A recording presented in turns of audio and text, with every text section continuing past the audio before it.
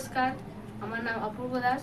আমি একটি গান করে শোনাচ্ছি। সেই গানটির নাম পাখিদের ওই পাঠশালাতে কোকিল গুরু শেখায় গান, ময়না ভালো গান শিখেছে, শুনলে বড়ি জোড়ায়